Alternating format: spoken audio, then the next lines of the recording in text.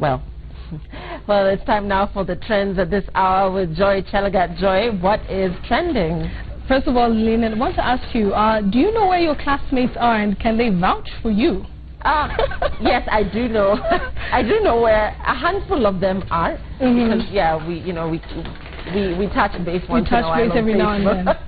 But well, I can assure you, I wasn't in Songari. Songari classmates, please make sure you hold your photo books very dear from high school, because one of the trends that's emerging online is what people are now calling the classmate challenge. Following questions about Joho's actual case, whether Joho actually went to the school that he said he went to and whether he was actually a KCC student, sorry. He was actually fronted a picture of him when he was allegedly in 1993 with him and his classmates.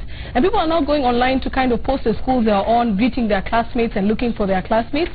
And that's one of the trends that's making a lot of fun online. People are poking fun at the Joho thing. And this happened particularly because yesterday some of his classmates came to the fore and said that they actually were in school with him and were actually able to quote the years that they were in school with him. And so that's one of the big stories that's making headlines online. Another big one that's making headlines online is Kalonzo Musyoka's rant yesterday. Kalonzo Musyoka said that, you know, he's turning 63, he has no more time to waste, and it's time for him to get on that presidential ballot. And it's muddied the waters online with many NASA supporters, particularly those who are allied to the party ODM, asking, are we fighting amongst ourselves or are we fighting against Jubilee? And this is actually raising questions about NASA unity. Interestingly, some of the tweets were saying that Kalonzo is doing a very good job of popularizing NASA and making sure that NASA is on the top of the headlines, you know, because they're saying that any publicity is good publicity, and at the end of the day, NASA will be able to make things work.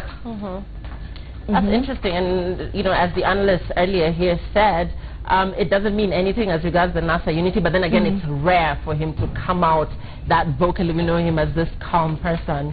Yes. Yeah. Now, the other interesting story that we have is a follow-up from yesterday, and this is a story about Mitego.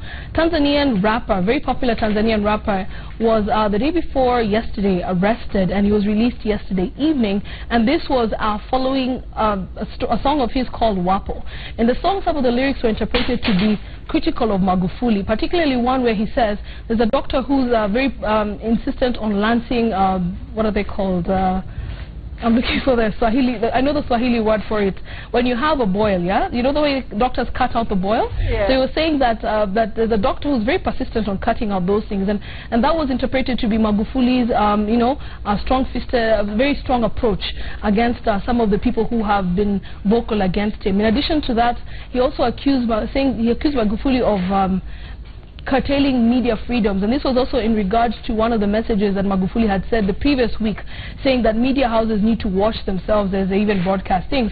So all of these statements were construed to mean that he was critical of Magufuli and he was arrested. However, in recent developments that happened yesterday, Magufuli ordered for his release and actually said that he likes the song. In fact, he gave him some edits that he thought he should make to the song, telling him that he needs to also criticize those who are making some fraud in the government and also using taxes wrongly and things like that. So that's one of the other stories that's making headlines. And you know, because clearly this is not a publicity stunt, clearly that song will sell off the shelves. For sure. I mean, this is what happens every time there's controversy. You remember with AY's song, which was pulled off the airwaves by Kikwete. It's sold off. I mean, it actually did very well because of the controversy surrounding it. Exactly. Yeah. Now, another big story that's happening is Pake has actually taken over the reins from Music Corporate Society of Kenya, MCSK. If you remember, the last 2 years, particularly the last 1 year, there's been a lot of fight amongst artists, with many of them raising concerns about how MCSK uses their funds. The most popular criticism actually was one by Elani, and I believe we have the clip, where Elani went out to accuse the Music Corporate Society of not giving them their dues and mismanaging funds that are remitted by different agencies. Maybe we can play a bit of the clip and then we can talk about posting online.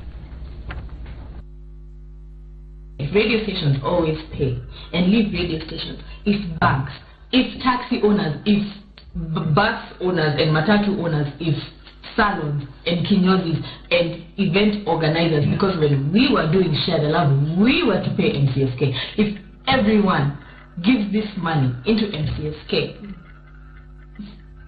why isn't any money coming out?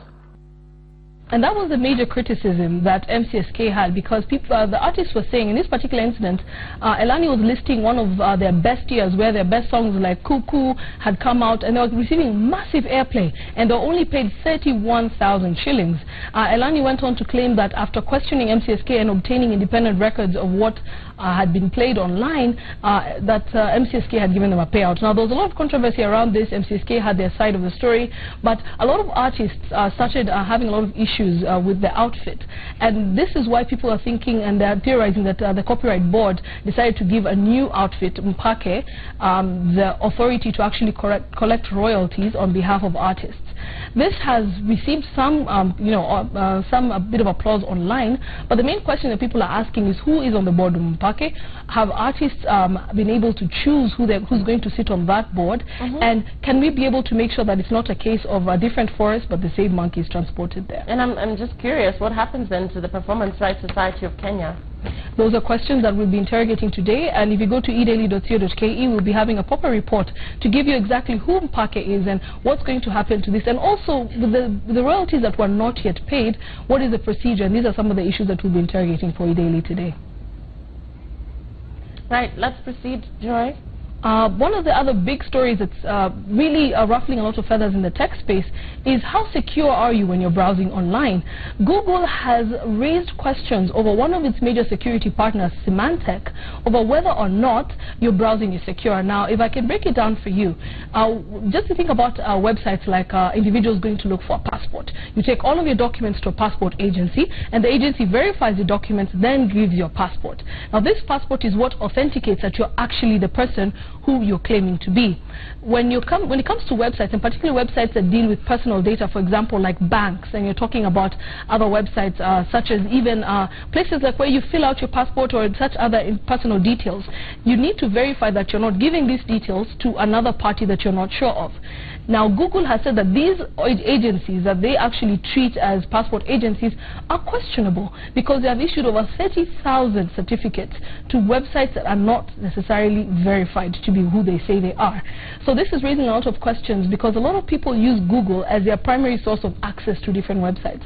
So this is actually something I will be following up for you and telling you what exactly is Google planning to do. So far, they've actually said that they're in the process of re-verifying the websites. Keep in mind that this is a mammoth task. Looking at the number of websites that people actually go to, and also shortening the amount of time that you will actually have a right to be on that website. For example, if you're on a certain website for a period of time, if you could previously stay on for 10 minutes, it now goes on for 5 minutes. Is that all, Joy? A final one, and this is just a quick mention, we may actually be having cyborgs soon. Elon Musk, the founder of Tesla and one of the greatest minds in the industry, has announced that he's trying to find a link between your brain and a computer, and he's calling it Neuralink.